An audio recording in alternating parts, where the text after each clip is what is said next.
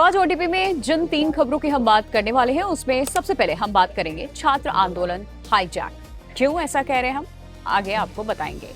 वहीं आज दूसरी खबर है झारखंड के छात्रों का गुनहगार एक्सपोज।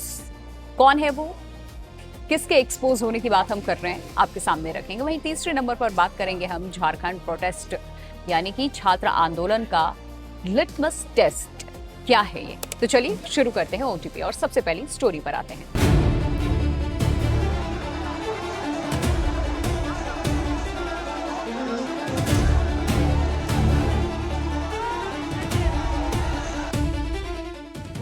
झारखंड में छात्रों का आंदोलन अब सिर्फ परीक्षा में कथित गड़बड़ियों का विरोध नहीं रह गया है। रांची की सड़कों पर बैरिकेड टूट रहे हैं, पुलिस वाटर कैनन और आंसू गैस का इस्तेमाल कर रही है और प्रदर्शनकारी विधानसभा घेराव की कोशिश कर रहे हैं। लेकिन इन सबके बीच में सबसे बड़ा सवाल यही है, क्या छात्र आंदोलन हाईजैक हो गया है? क्या जिस लड़ाई की शुरुआत जेपीएससी और जेएसएससी परीक्षाओं में कथित अनियमितताओं और अभ्यर्थियों के भविष्य से हुई थी, वो अब राजनीतिक टकराव की तरफ बढ़ रही है। सरकार ये दावा कर रही है कि उसने छात्रों की करीब 98% मांगे मान ली, लेकिन आंदोलनकारी इसे मानने को तैयार नहीं। ऐसे में सवाल है, आखिर इस आंदोलन की असली लड़ाई क्या है? झारखंड में जेपीएससी और जेएसएससी परीक्षाओं में कथित अनियमितताओं को लेकर शुरू हुआ छात्रों का आंदोलन लगातार उग्र होता जा रहा है। रांची में प्रदर्शनकारी विधानसभा तक का घेराव करने के लिए सड़क पर आज उतरे। कई दौर की बातचीत के बावजूद जब छात्रों और सरकार के बीच में देखिए पूरी सहमति नहीं बनी, तो आंदोलनकारियों ने प्रदर्शन जारी रखने का फैसला किया।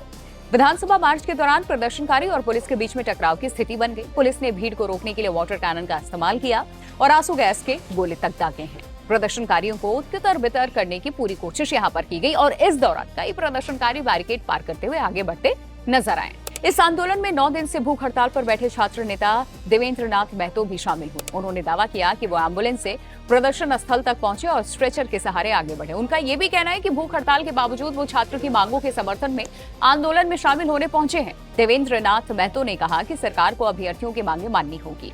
उनका ये कहना है कि जब तक छात्रों की प्रमुख मांगों पर ठोस फैसला नहीं होता है, तब तक आंदोलन खत्म नहीं किया जाएगा। लेकिन अब इस पूरे आंदोलन के बीच में एक बड़ा सवाल खड़ा हो गया है, क्या छात्र आंदोलन हाईजैक हो गया है?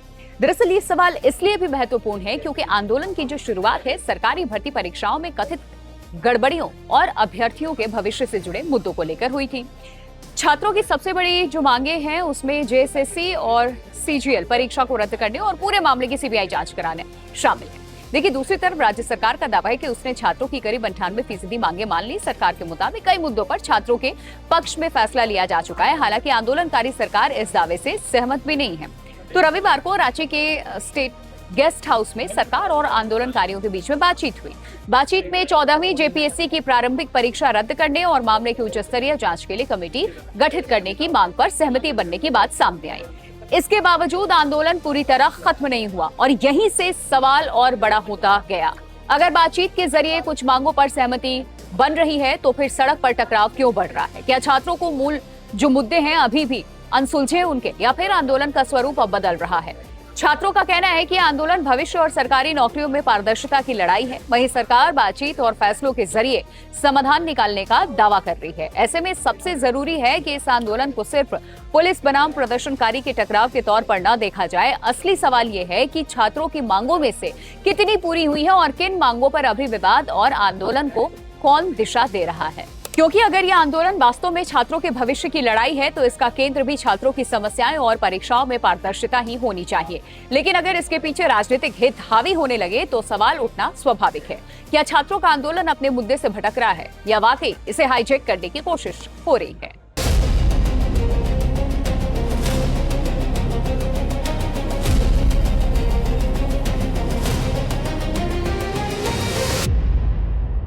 झारखंड की सड़कों पर हजारों छात्र हैं, हाथों में किताब नहीं पोस्टर है और इन पोस्टर पर एक नाम बार बार दिखाई दे रहा है, अभय तिवारी।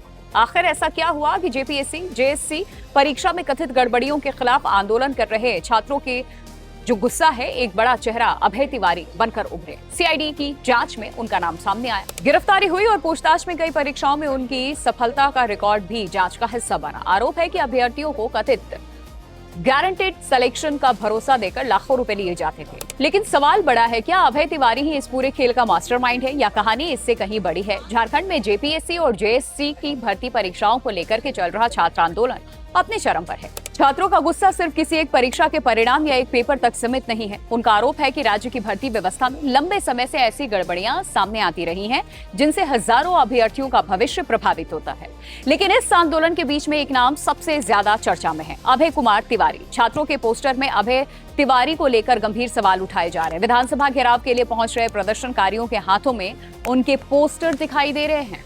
देखिए, सवाल यह है कि आखिर अभय तिवारी कौन है और उनका नाम जेपीएससी जेएससी विवाद से कैसे जुड़ा। अभय कुमार तिवारी गोड्डा जिले के यहाँ पोड़ैया हाट में ब्लॉक सप्लाई ऑफिसर यानी कि बीएसओ के पद पर तैनात रहा। सरकारी सेवा में आने से पहले उसका संबंध TRS data processing private limited यानी कि टीटीपीएल से बताया गया, जहां वो मार्केटिंग मैनेजर के तौर पर काम कर चुका था। जांच एजेंसियों के मुताबिक टीटीपीएल नाम की ये एजेंसी उत्तर प्रदेश में पहले से ही ब्लैकलिस्टेड रही है और इस पुराने संबंध को लेकर भी जांच में सवाल उठाए गए हैं।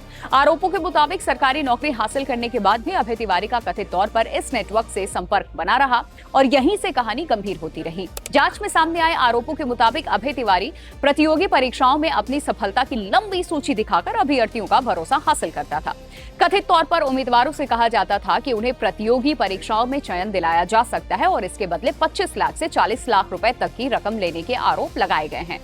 लेकिन छात्रों का सवाल यही है कि अगर इतने गंभीर आरोप सामने आए हैं तो इसकी जड़ तक पहुंचना जरूरी है, क्योंकि प्रतियोगी परीक्षा की तैयारी करने वाला छात्र सिर्फ एक परीक्षा नहीं देता, वो हर वर्षों की मेहनत, कोचिंग का पैसा, परिवार की उम्मीद और अपनी उम्र का बड़ा हिस्सा इस भरोसे में लगाता है कि चयन योग्यता के आधार पर हो। अगर इसी व्यवस्था में पैसे और संपर्क की भूमिका होने का संदेह पैदा हो जाए तो सबसे बड़ा नुकसान सिर्फ एक उम्मीदवार का नहीं होता, पूरे सिस्टम पर भरोसा टूट जाता है। सीआईडी की पूछताछ के दौरान अभय तिवारी के द्वारा पास की गई कई परीक्षाओं का रिकॉर्ड भी सामने आ गया। बताया यह भी गया कि उन्होंने पुलिस सब इंस्पेक्टर परीक्षा, नेवी की परीक्षा और बीएआरसी असिस्टेंट परीक्षा, IRB constable test, CRPF head constable परीक्षा, नॉर्दर्न कोल फील्ड लिमिटेड की परीक्षा, JSC post graduate trained teacher परीक्षा और कंबाइंड ग्रेजुएट लेवल जैसी परीक्षाएं पास की थी। इसके अलावा जेपीएससी की assistant conservator of forest, forest range officer और फूड सेफ्टी ऑफिसर जैसी परीक्षाओं में भी उनकी सफलता का दावा सामने आया। अब सबसे हालिया सफलताओं में 11वीं Jharkhand combined civil services examination का भी जिक्र किया गया है। अब यही रिकॉर्ड जांच के नजरिए से महत्वपूर्ण भी हो जाता है, क्योंकि जिस व्यक्ति की पहचान लगातार प्रतियोगी परीक्षा पास करने वाले उम्मीदवारों के तौर पर बनी, उसी सफलता का इस्तेमाल कथित तौर पर दूसरे अभ्यर्थियों का विश्वास जीतने के लिए किया गया, ऐसा जांच एजेंसियों का आरोप है। हालांकि छात्रों के हाथों में दिखाई दे रहे पोस्टर्स में अभय तिवारी के रिश्तेदारों की परीक्षा सफलताओं का भी जिक्र है। पोस्टर्स में दावा किया गया है कि उनके साले भाई और ममेरे भाई, उनकी भाभी, साली और बाकी रिश्तेदारों ने जेएसएससी और सीजीएल या बीएसओ जैसी परीक्षाओं में रैंक हासिल की। इन दावों को लेकर छात्र सवाल उठा रहे हैं और यही वजह है कि छात्रों की मांग सिर्फ गिरफ्तारी तक सीमित नहीं है, वो पूरे नेटवर्क की जांच इस वक्त चाहते हैं। छात्रों के बीच में अभय तिवारी को लेकर के गुस्सा जरूर है। सीआईडी की कार्रवाई ने भी मामले को गंभीर बना दिया। पेपर लीक जैसा मामला अक्सर सिर्फ एक व्यक्ति से नहीं चलता है। वास्तव में यहाँ कोई संगठित नेटवर्क था तो उसमें पेपर तैयार करने से लेकर प्रिंटिंग, सुरक्षित रखने, पहुंचाने, उम्मीदवारों तक पहुंचने, पैसे के लेन देन और परीक्षा प्रक्रिया में संभावित हेरफेर तक कई स्तर हो सकते हैं। इसलिए असली सवाल सिर्फ अभय तिवारी का नहीं है, असली सवाल है अगर कोई नेटवर्क था तो उसमें कौन कौन शामिल था। इस बीच जेपीएससी के पूर्व चेयरमैन एल ख्यांगते की सीआईडी द्वारा गिरफ्तारी की खबरों ने पूरे मामले को और गंभीर बना दिया। 14वीं जेपीएससी परीक्षा समेत भर्ती प्रक्रिया में कथित गड़बड़ियों की जांच के बीच में ये कार्रवाई बताती है कि जांच का दायरा सिर्फ किसी एक अभ्यर्थी या कथित बिचौलिए तक सीमित नहीं है।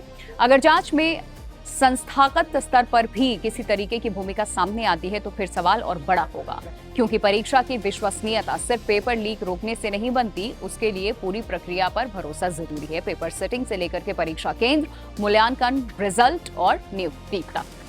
तो अभय तिवारी की गिरफ्तारी या किसी अधिकारी पर कार्रवाई छात्रों के लिए अंतिम समाधान नहीं है। उनकी मांग है कि जिन परीक्षाओं पर सवाल है कि उनका निष्पक्ष परीक्षण हो, अगर गड़बड़ी साबित होती है तो परीक्षा रद्द हो, दोषियों पर कार्रवाई हो और भविष्य में ऐसी घटनाओं को रोकने के लिए भर्ती प्रक्रिया में पारदर्शिता लाई जाए। यानी छात्रों का सवाल किसी एक व्यक्ति के खिलाफ नहीं है, बल्कि उस व्यवस्था के खिलाफ है जिसमें उन्हें अपना भविष्य सुरक्षित नजर नहीं आता। और यही वजह है कि अभय तिवारी अब इस आंदोलन में एक प्रतीक बन चुका है, एक ऐसा कथित नेटवर्क का प्रतीक जिसे छात्र पूरी तरह बेनकाब होते देखना चाहते हैं। और इस कहानी का सबसे कठिन सवाल यही है, क्या असली विलन अभय तिवारी है या उसके पीछे कोई और बड़ा नेटवर्क है, या फिर समस्या उससे भी बड़ी है? एक ऐसी भर्ती व्यवस्था जहां परीक्षा कैलेंडर में देरी, कथित पेपर लीक, रिजल्ट विवाद और जांच की लंबी प्रक्रिया ने युवाओं के भरोसे को कमजोर कर दिया है। इसका जवाब देखिए सीआईडी की जांच और अदालत की प्रक्रिया से ही सामने आएगा। लेकिन झारखंड के छात्रों ने एक बात साफ कर दी है इस बार, उन्हें सिर्फ एक गिरफ्तारी नहीं चाहिए, उन्हें पूरे सिस्टम से जवाब चाहिए।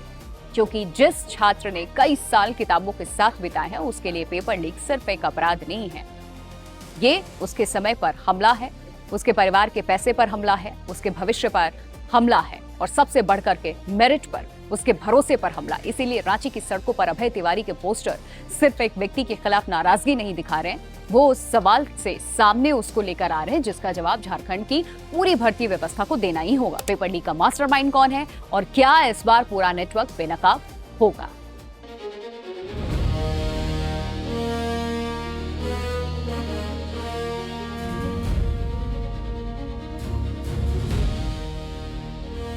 और अब आज की तीसरी स्टोरी पर आते हैं। एक तरफ दिल्ली का जंतर मंतर, जहां नीट पेपर लीक के खिलाफ शुरू हुआ छात्र आंदोलन देखते ही देखते राजनीतिक नारों, टकराव और हंगामे की तस्वीरों से जुड़ गया था।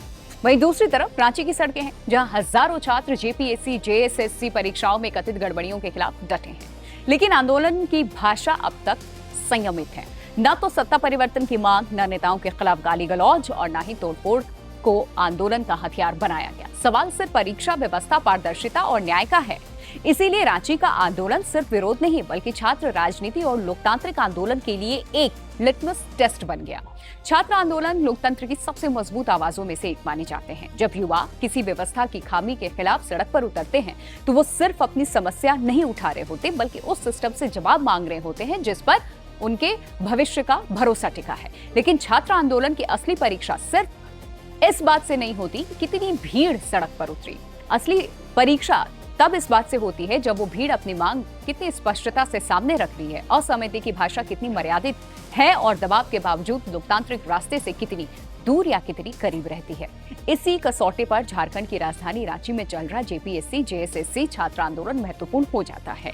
झारखंड के 24 जिलों से आए छात्र और अभ्यर्थी भर्ती परीक्षाओं में पेपर लीक, यहाँ बैकडोर भर्ती, कट ऑफ सार्वजनिक नहीं किए जाने, ओएमआर शीट में कथित गड़बड़ी और परीक्षा कैलेंडर को लेकर सवाल उठाए जा रहे हैं। उनकी मांग है कि सिर्फ किसी एक परीक्षा तक सीमित नहीं है, ये एक धड़ा 14वीं जेपीएससी संयुक्त सिविल सेवा परीक्षा को रद्द करने, पूरे मामले की सीबीआई जांच कराने और भर्ती व्यवस्था में व्यापक सुधार की मांग कर रहा है। दूसरे समूह की मांगों में फास्ट ट्रैक कोर्ट, दोषियों के लिए सख्त सजा, शिक्षा मंत्री के इस्तीफे और आरोपियों को आसानी से जमानत न मिलने से इससे जुड़े मामले जो है शामिल हैं। पेपर लीक या परीक्षा के खिलाफ सिर्फ यह मामला नहीं, बल्कि पूरी भर्ती व्यवस्था पर सवाल है।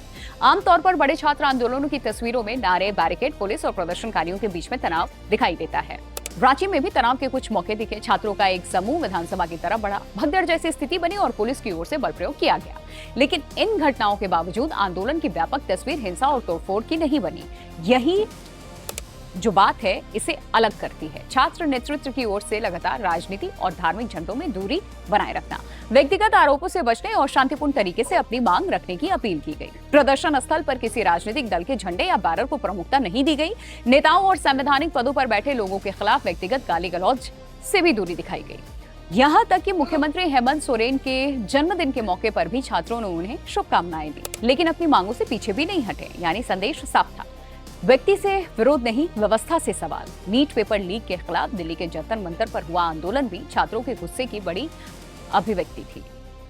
वहां मुख्य मुद्दा नीट परीक्षा और कथित पेपर लीक था, लेकिन आंदोलन में बड़ी संख्या में युवा छात्र शामिल हुए और बाद के दौर में राजनीतिक संगठनों के अलग अलग समूहों की मौजूदगी ने भी आंदोलन को दिशा को थोड़ा प्रभावित किया। कुछ मौकों में प्रदर्शन उग्र हुए, पुलिस और प्रदर्शनकारियों के बीच टकराव की तस्वीरें सामने आई और कुछ वीडियो में आपत्तिजनक नारेबाजी भी देखने को मिला था।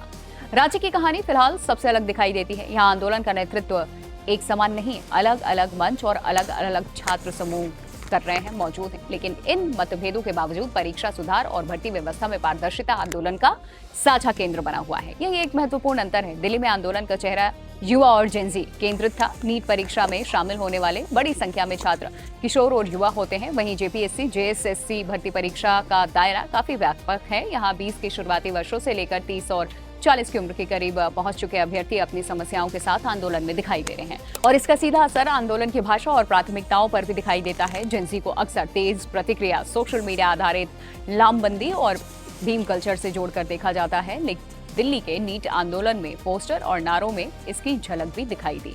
लेकिन रांची का आंदोलन सिर्फ युवा गुस्से का आंदोलन नहीं है, ये उन लोगों का आंदोलन भी है जिन्होंने प्रतियोगी परीक्षाओं की तैयारी में कई साल लगाए हैं, जिनकी उम्र बढ़ रही है, अवसर सीमित हो रहे हैं और हर नई परीक्षा के साथ उनका समय, पैसा और करियर दांव पर लगा रहा।